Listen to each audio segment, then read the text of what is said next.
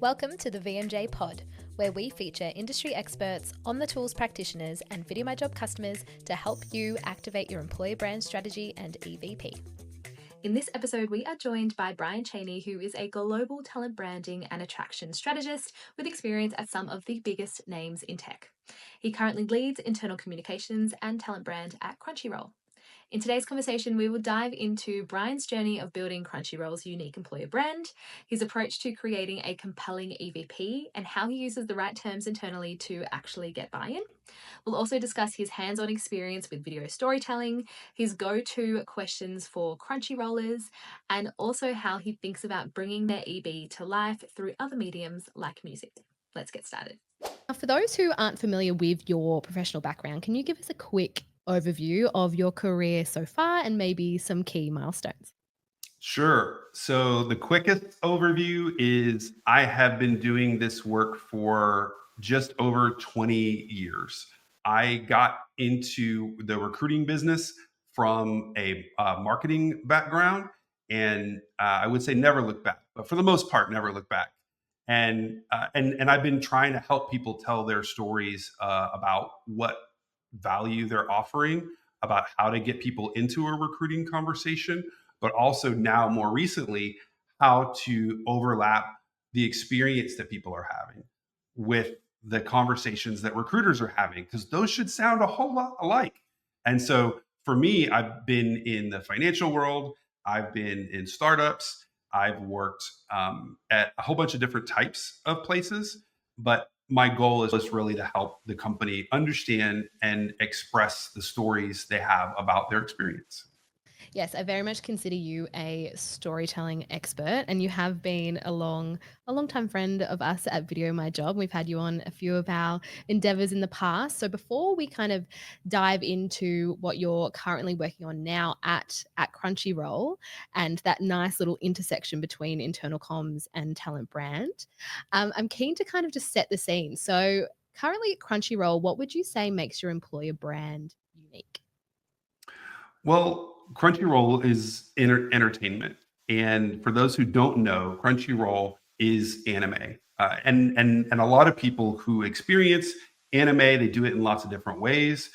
For us, our goal is to be synonymous with anime, and to understand that our purpose is to help be that place where you can experience anime, the stories, the characters, all the things that make anime unique.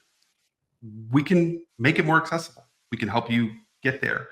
And so for us, it's like, how do we do that? How do we make it smoother? How do we make it easier?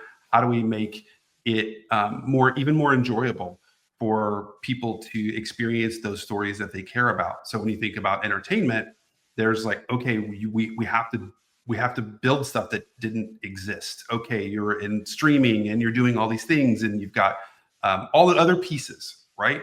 Of the experience that anime touches. And so for us, okay, what's my role in that?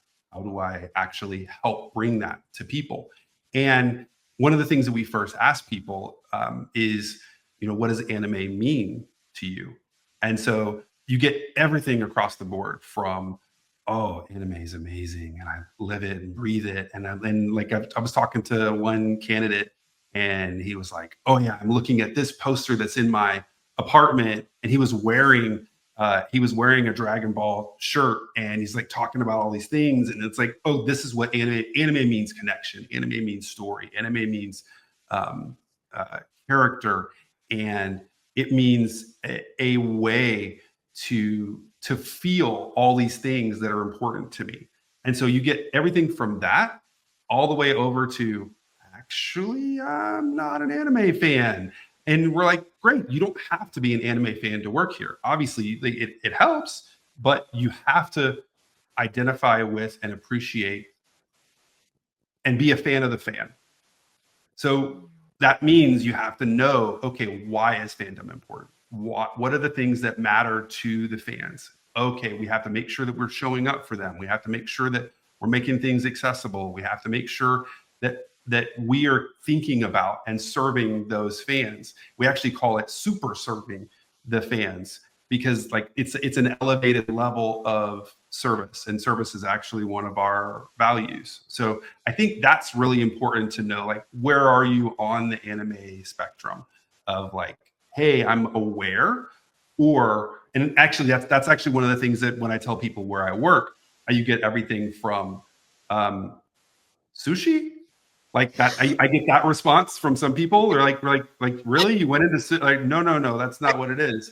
All the way over to, oh my gosh, my kids are gonna go crazy when I tell them that, you know, I met you, or that I'm interviewing, you know, at Crunchyroll, because they love anime, and for them, Crunchyroll is anime. That's such an interesting way to articulate that spectrum, because I have spoken with someone in the past who works for a big beverage company, and one of their first questions is like, "Do you drink our beverage?" And if the answer is no, it's like, well, they're not even considered in the company. But I Really, they like, do that? yeah, yeah, Like, why would they're you? hardcore. That's a potential client. Like, I you're know. literally telling someone, we don't want to talk to you because you're not already a client. I'm like, Yeah, who does that work for from a marketing perspective? Like, that I isn't. know. Don't you want to talk to people who don't know why they should care yet? Exactly, exactly. So I like how you articulate that, yeah, you don't have to be obsessed with anime, but you can need to be obsessed with the fan and understand that. And I feel like that correlates across industries and across brands. So currently now at Crunchyroll, what would you say is your biggest talent challenge? Biggest talent challenge, it's threefold. A lot of times when people think about your employer brand or your talent brand, they think about talent attraction, and they think about that being the primary driver. And it is the primary driver in a lot of organizations. And in fact, these things are rooted in solving a problem. And if the problem is people don't know who we are, or they have a misperception about who we are, then you're like, oh, well, we need to build the brand. Okay, great. But what does that also mean about like everybody else? Like you're, and it's linked, right? And there's all kinds of conversations we can have about like the pitfalls of tying talent brand to recruiting, because then if your recruiting slows down, guess what happens to your talent brand budget and your strategic initiatives and your leadership buy-in and all those things, right? They go down with it. But if you think about it as engagement and alignment, then that's okay. Well, how do we all know what direction we're supposed to be going? How do we all know what we're focused on? And then how do we communicate and know how we impact that using like our job, our role? Like, how do I impact that purpose that we have as a company?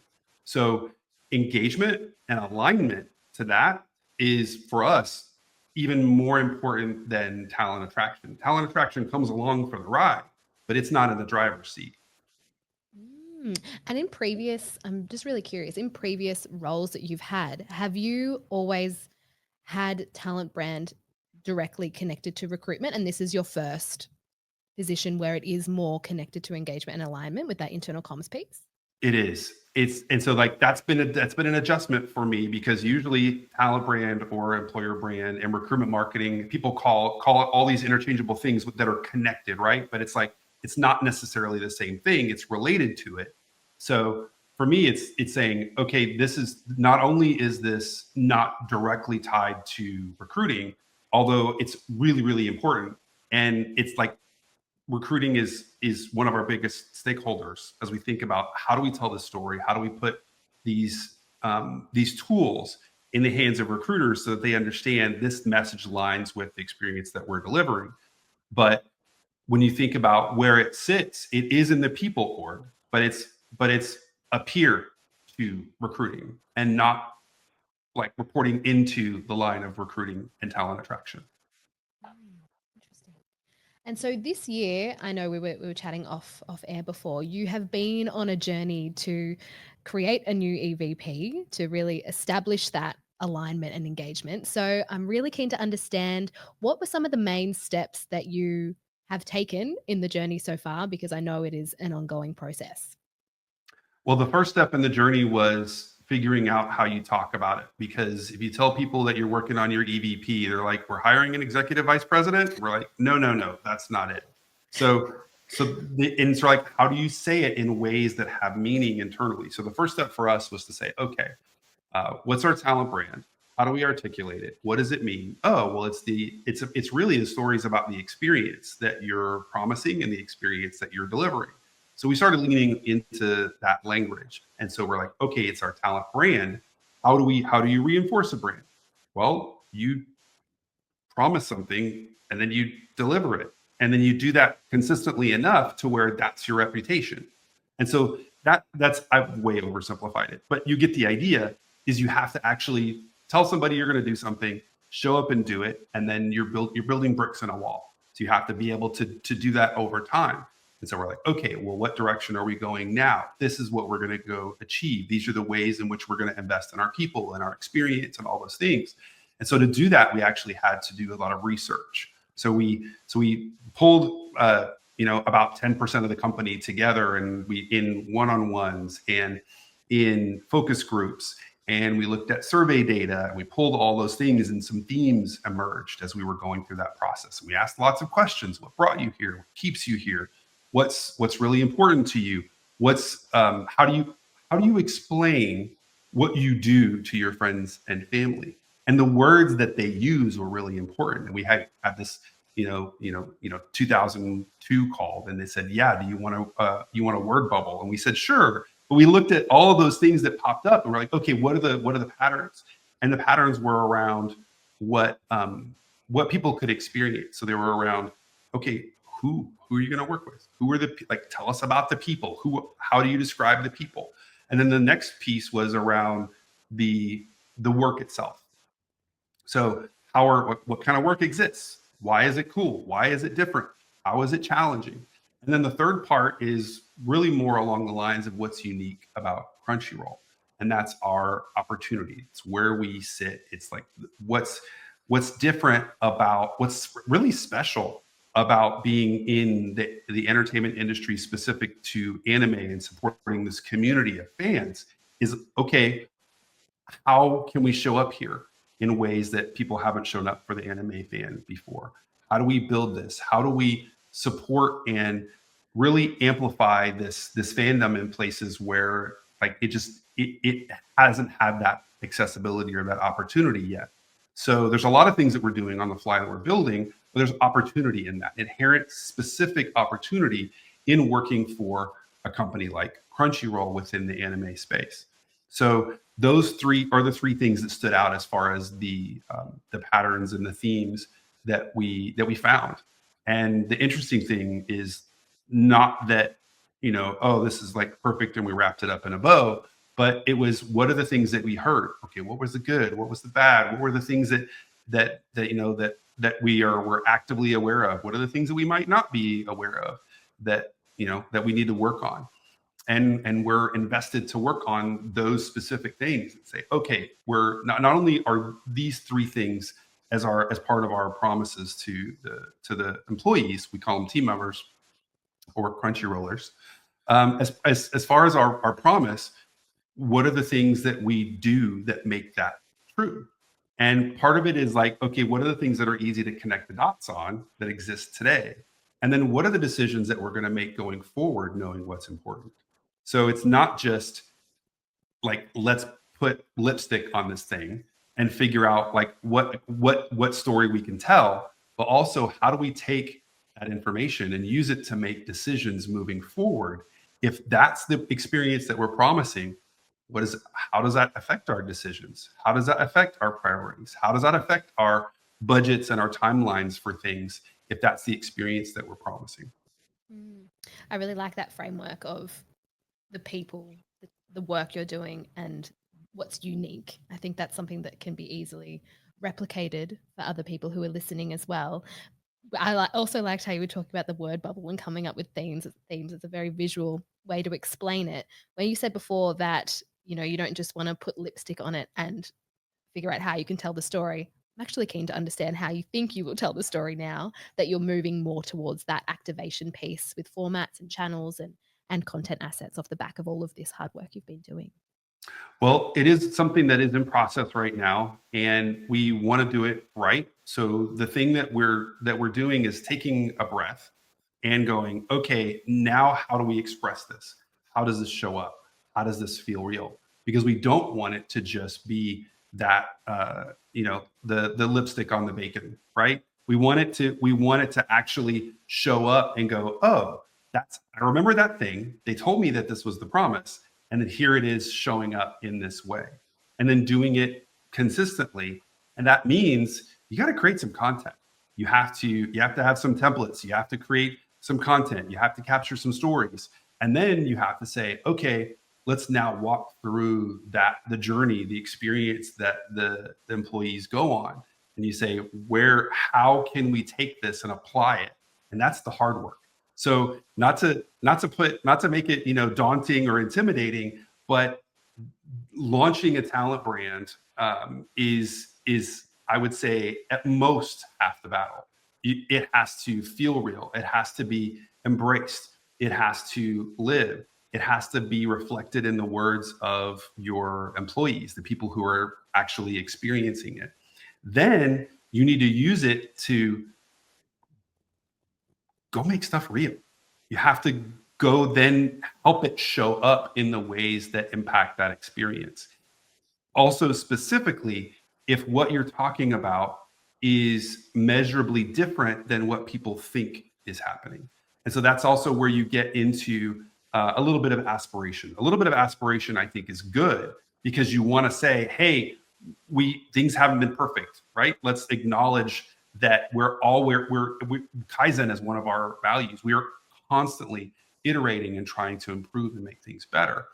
Well, part of saying you want to make something better is acknowledging where you have areas of improvement and saying, hey, this has to be grounded in today's reality. We can't just talk about it. Can't be completely a fairy tale. It has to be grounded in what people are experiencing today, but then also focused in the right direction and a little bit aspirational to say, hey, we have to focus on hitting this because that's our goal. That's our focus for the experience. So let's actually say it, let's live it, let's do it and make it real. And that's part of where we are now, is saying, like, how does this show up so that it feels real? And we're looking at everything from how does this show up physically? How does this show up on the TV screens? How does this show up in email messages on the intranet? How does this show up in performance management? How does this show up in sourcing and hire screening? How does this show up in the onboarding process? So all of those, when you think about the entire journey, it's like, okay, how can this show up in a way that makes this feel real? Because if you're not reinforcing it, then that's a missed opportunity. And how are you thinking through that? So, like you said, it needs to show up in so many different places. So, in particular, when we're talking about, recruitment or recruiters as being a key stakeholder, are you taking this EVP and turning it into templates specifically for them and their roles, and then moving through different almost personas in the company? So not so much personas just yet. But when you think about that, yeah, one of our first outputs from this is, okay, what do recruiters need? Recruiters need stories. They need communication templates. They need elements that help convey that story, because a good recruiter can tell a great story. But if they're disconnected from that experience, or if they're just going off of the information that they're told and they don't understand how to convey it in ways that it aligns, it could feel like that recruiter's kind of selling something that might not exist. And so that has to be rooted in that purpose. And so our recruiters are great, and but they're great enough to know that, hey, I can tell this story, but I'd love for us to be telling this story in a way that feels consistent across the board. And everybody, everybody tells the story a little bit differently. So it's like, okay, how do we show up? What is Crunchyroll? How do we talk about it? What are we doing? What are we investing in? What are we growing into? How are we doing? And how do we show up for our fans? How do we show up for ourselves? All those things, like, okay, what's the sell sheet? What are the stats? What are the videos that explain, okay, these are all the different parts of the promise. Here's how you show up. Here's what onboarding looks like. Here's what this team is focused on. Here are the things that you need to be able to do to be successful at Crunchyroll. All of those things are part of the content mix that a recruiting team needs to be able to get people engaged. So yes, absolutely, that's part of the story. In addition to, how does our career site show up? And like, where are the stories? Are they living? Are they living on the career site? Are they searchable? Are they showing up across social media channels where we're putting other culture content, where people are searching for these things? How are we showing up? And then doing it in a way that is replicable for recruiters. Meaning, yes, sometimes like sending somebody a link to a page is great, but being able to say, hey, check out this piece of content, Mm. watch it, listen to it while you can. It's going to be on your time. I want to make it easy. I want to make it consumable. And here's something that should be easy for you when you're ready. And I think that balance is the difference. Is like, you can root it in the place where it lives, and a lot of times it's a career site, or you can just make it. You can make it not mobile, but make it where it can transition to show up where the people need it to show up. And almost packaging it up in like a self-serve fashion for those key stakeholders in the business and how they're going to Correct. uniquely use that in their role. Yeah. Yeah, Yeah, because that makes everybody. So, and it's not just recruiters who need it to show up that way. yeah, It's also totally. it's the Everybody. hiring managers, it's the Mhm. teams. Like, they want to tell the story. So we've Yeah. we've actually got the early stages of an ambassador program specific to product and engineering, because they're like, how do we tell this story in a way that feels authentic? We want to actually share this. We want to tell the story around what we're building and what experience people can have. We're like, great, let's create some content. Let's write some blog posts. Let's record some videos. Let's actually um, take the piece of the experience that matters most to you and share it, because it's going to matter to somebody else. And now, because you tested that with the product and engineering team, are you gonna replicate that for other teams as well? The We ambassador are. We're program? early on with that process, but yes, you start as with everything starts with a pilot program. If Yeah. you start with pilot program, and that means, what does that mean? Oh, that means we're going to try something. It means you don't tell somebody that you're going to do something and it's going to be forever. You just say, oh, we're going to try this. You get some data, you build a case, and then you say, hey, what did we learn here, and who could take advantage of this? And sometimes it's as simple as a leader within the organization, seeing what another leader is doing and going, how how do I get some of that? Like Mhm. like I want to show up like that. And that's a lot of times what happens is that's how you kind of like spread and get adoption among users and ambassadors within an organization, is they see, oh, like, you're showing up that way. I want to be able to show up that way Yeah. and tell the story that helps us know, like, what we're actually offering, so that we can not just engage ourselves so that we know what's going on, but also so that we can hire people who have a clearer picture of what they can expect. Absolutely. You're right. Everything does often start with a pilot. We can talk underwater about pilots at Video My Job. We have a very successful one over here too. Before we jump into actually how you are capturing some of the stories and the video pieces that I know you're already starting to do at Crunchyroll, I'm keen to understand at the beginning when you were scoping out the EVP project or the Promise project, not the executive vice president. What metrics did you have to communicate some metrics to senior leadership that you were really hoping to move the needle on by diving into such a massive project like So for us, when you think about the two biggest drivers, so it's not specific to talent attraction, but specific to engagement and alignment. this? And so that means, okay, more people need to know what's going on. And if we look at our survey feedback, one of the biggest areas of opportunity is in communications, how we talk about what's going on, how we make decisions, our strategic direction, but not just from leadership, but also what happens between leaders and individual contributors. There's a huge gap in communication. So for us, it's, how do people rate communication as a function within the company? And then also, how engaged are they? Are they participating? Are they providing that feedback? And then, not just are they providing feedback, do they understand what's coming out of that feedback? There's something called a survey fatigue. that you'll probably be aware of. But what I think is interesting is that where people completely disregard any kind of survey fatigue is if you ask them their opinion and they tell you and they see something change as a result of that. Like that's the fatigue. The fatigue is not in the survey. The fatigue is in a lack of action. And I think that's one of the biggest things around communication that we're trying to clear up is we're trying to say, you gave us feedback. Here's what we did with that feedback. And here's what's coming next. Tell us what you think again. And having that be more of an ongoing conversation.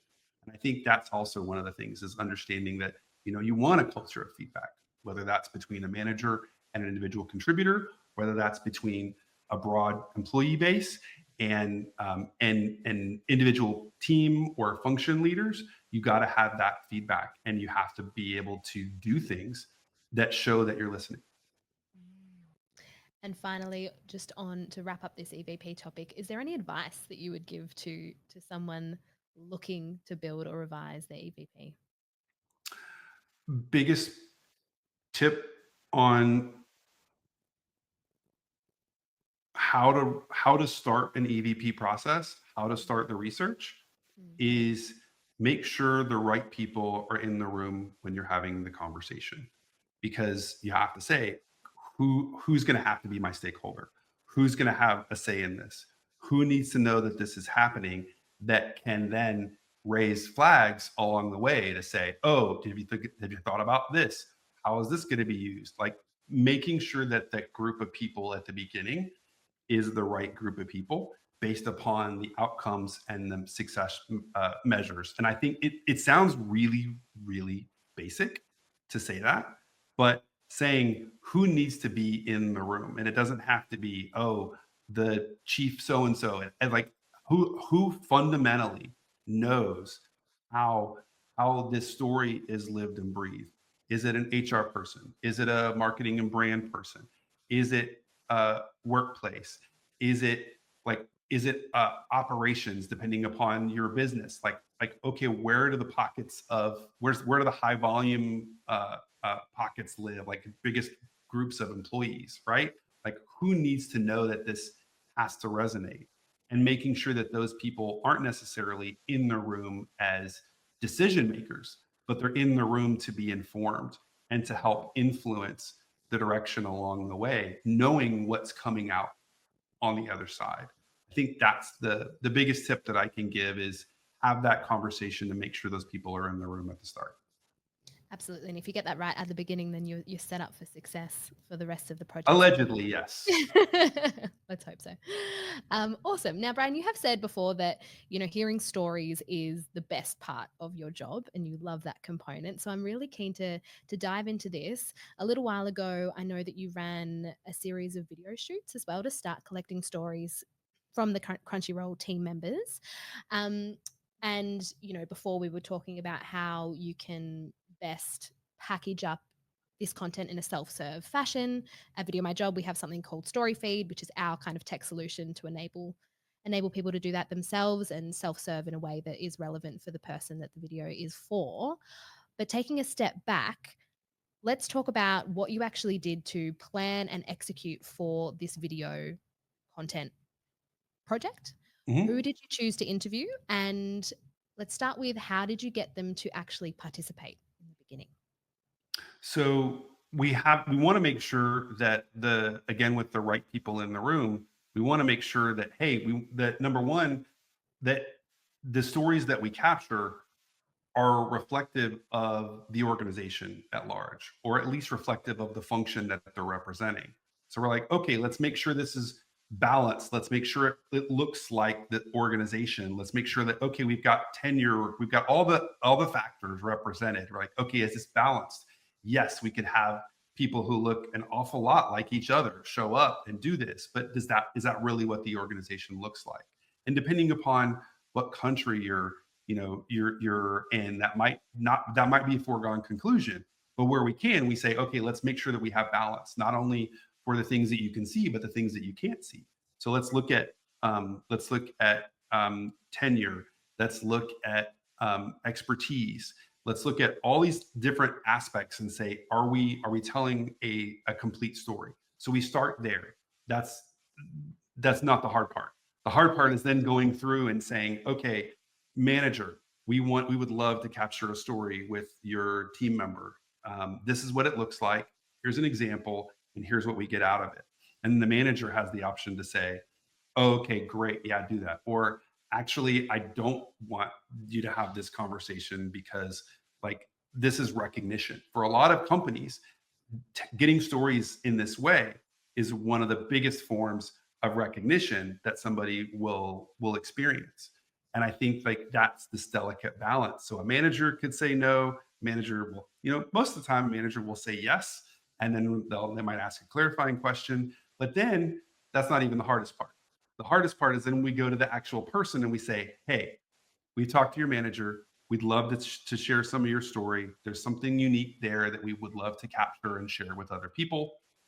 And we want to make sure that here's what the end result is going to look like.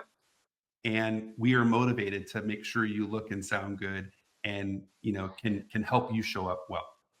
And so we go through all of those steps in the process, and then at the end, then we say, okay, now here are the questions. And I always say these are the starter questions, which means like, here's what we're going to start with, but we might dig deep. And so one of the things that I've learned over the years is when you ask somebody a question, especially if they're unsure about what's driving it, or if they're nervous, or if they're just like there's any kind of confusion, they'll stick to the script. And what I mean is by the script is what they think you want to hear. And so you have to know like when to kind of peel that back and go, okay, you said that. Tell me something specific about that. What makes that real? And so you have to be able to dig a little deeper when you're having these stories and have some of those real moments actually show up. When people respond with specifics, it's a real thing. And so like that's that challenge. But I love that part of the discussion. And I love kind of like bob and weave of we're talking and I think I'm getting a real answer from you, but let me dig a little deeper and get something from you. What did you mean that? Did you mean this by that? Or here's how I interpret what you're saying. And a lot of times this is the first time that they've actually said some of these things out loud. So like I'll listen, I'll sit and process, and then I'll say like, I've heard this. Is this what you mean? And they're like, actually, yeah, I hadn't thought about it that way before, but that feels right. And so it's this going through that whole process and then showing them the story that you're able to weave together after that. I think that's one of the most fun steps in the process for me, because everybody deserves to have their story told, and not everybody feels that they're worth it. And so part of my job is to get to tell them that it's a story worth having and a story worth sharing. And so when you have, I guess, figured out the balance of who you want in the videos, you've gone through the manager, you've got approval from manager, you've got a yes from the person you're hoping to interview, and you have this suite of starter questions, like you mentioned, are they the same for anyone? And then you delve into what's unique to them? Or do you go into these video interviews with a custom set of questions for each person? So I would love to say that every single interview we do, I can show up like Sean on Hot Ones, and I've got like questions based upon their elementary school, their grade school, music class that they were in. Like I don't have that kind of research. I love to customize them as much as possible, but also based upon the outcome. So if we're like, hey, the story we're trying to tell is one based upon this thing, then I usually, angle the questions a little bit more towards that topic. What they say is up to them, right? Like the words are their own, but I do like I'll ask them, and then just like we'll respond to them after the starter questions. We'll also say, hey, you told me something. Can you tell me more about that thing? And so like it will meander a little bit. It'll go down a path where I think there might be some nuggets of really good story that have to be uncovered. Mm. And now that you have collected some of these stories from the team, where are you hoping to share them? So a few different places. Again, I mentioned this is not just for talent attraction. And then also some people respond and they say, hey, I'm okay to do the video, but can you just keep it internal? And I'm just like, okay, like we can do that if that's what you prefer. So we'll share it internally. We'll say, okay, this will show up in certain places. This could show up in new hire onboarding. This could show up in communications. It could show up on our intranet. It could show up in lots of different ways and places. But for a lot of other ones, like if it takes on that approach, one of the things that we say is like, hey, we know we started this as an internal conversation, but you had a really good soundbite. Is there any way we can share it? We go back to them. We ask, can we share this externally? And sometimes when we do that, it shows up on the career site, shows up on social media channels. It shows up across aggregators. You think about Indeed and Glassdoor and other places where you can make some of that content accessible. So, and it's a delicate balance of like, what audience is this serving and what story are we trying to tell? Absolutely. And also just showing how much you can get out of one video story on all of these different channels. Yep, for sure. Yeah, it's great. Um, Amazing. I'd just like to finish with, again, just unpacking a couple more, I guess, questions that listeners might be able to ask their own employees if they are running their own video project internally, and angling it more to different stages that an employee might be at. So it might be a brand new hire, or it might be a long-term employee, or maybe a senior leader. Do you have a few go-to starter questions for each of those types of people? I think it really depends. It depends on the output, right? All stories are not created equal, and it all depends on like the buy-in and how comfortable and relaxed the person feels. I mean, I've asked things, everything from how do you tell your friends and family what you do? And then like sometimes I'll have to even paint a more vivid picture, and I'll say like, okay, you're at a neighborhood barbecue in a backyard, like, and somebody asks, what do you do? How do you like, yeah, have to paint that picture for them so that they understand. But like, what words do they use? And then you walk down that path and you say, okay, that's how people they think about it. And that helps me think about it using their words. Um, on another initiative, and something I did a long time ago, about almost 10 years ago now, I started asking, if working here had its own soundtrack, what music would be on that soundtrack? And I asked for specifics. And I've asked this in lots of different types of companies, and I've gotten everything from like these from like Happy from Pharrell all the way to Ozzy Osbourne with Crazy Train. And I'm like, okay, so what kind of statement are you saying about your experience here at the company? But all those things, like music is something that people resonate with very personally. And so some people are like, hold on a second, and they'll pull out their phone and they'll be like, where's my playlist? Like, and I'm like, do you have a playlist for working here? And they're like, no. But I know like what songs I'm listening to, because I feel it. Like I feel that song when I'm here, when I show up, when I walk in first day, and I first thing in the morning, and I think, okay, why am I here? What am I doing? What kind of attitude and spirit do I need to soak in order to be able to show up well and succeed today? To close that loop, if you're asking people what songs are on their soundtrack, do something with the soundtrack. So Yes. then you can take that and make custom playlists for that team, for that function. You can actually then close the loop and help music connect people with the stories. So that's one of the things that I'll say is like, everything that you do, you get another purpose out of it, and extend the life of it. So get your stories, but then connect the stories back to the people. Thanks so much for listening to today's episode. If you want to learn more about activating your employer brand strategy and EVP, then you can check out podcast.videomyjob.com for a library of industry perspectives and how-tos. Lastly, we'd love for you to help us spread the word about the VMJ pod to attract new experts and practitioners to share their activation strategies. So please take a screenshot of wherever you're listening and post it on LinkedIn. Don't forget to tag us at VideoMyJob. We are so grateful when you do that.